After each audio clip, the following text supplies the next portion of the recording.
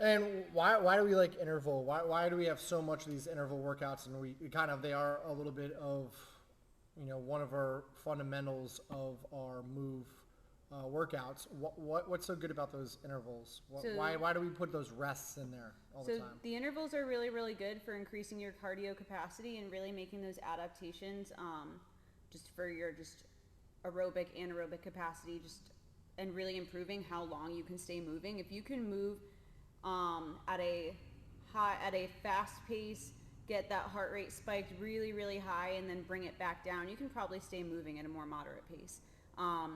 But I really like the intervals because one, like I said, you can get the heart rate spiked really, really high, way out of your comfort zone than you would normally get it to be in a continuous moving workout. Have those minute or two to focus on your breathing, really try and slow down the heart rate, and then in that point too, you can kind of practice your breathing that we talk about a lot in class, and then again, spike it back up, bring it back down. And I like the intervals a lot too because it creates more of like an internal competition too. So that's why sometimes you'll hear me say like grab a board so you can write down what time you get so you have something to try and beat. Personally, I love interval workouts because like for me, I work out alone a lot, and then in class, like everyone's just so different too. And sometimes it's not a great way to measure yourself seeing the person next to you and try and go and do what they're doing. And everyone scales things so differently. So if you can grab a board and write down your first time, all right, cool, that's the time you want to try and beat. And a lot of times you'll end up pushing harder because you'll be like, I can't let myself fall off of that. I have to go faster. I have to make sure that I get this time. Or you know what? I think I can push faster next time. And I like that it creates that internal competition and gets you to push more for yourself.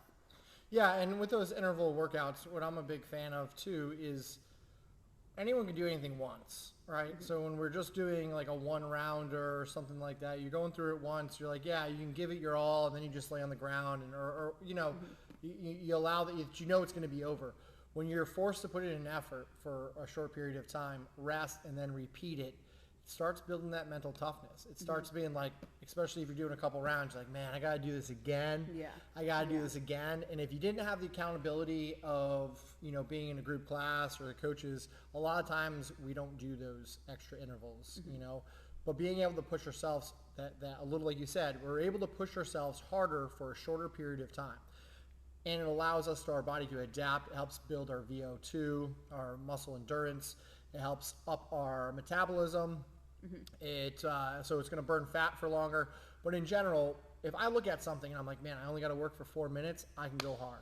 When I look at something and I'm like, oh, today's a 18-minute workout, you're like, all right, well, I better start off slow Yeah. because this is a Yeah. long workout. Yeah. Yeah. And so I'd rather do 3 4-minute workouts. So I'm working for 12 minutes with built-in rest there Yeah. versus just a 12-minute straight through. Yeah. And it just kind of allows you to recoup and also prevent the fatigue of the muscles of the breakdown I was too. just gonna say You that know? too. So if you're doing a workout straight through and you're doing sets of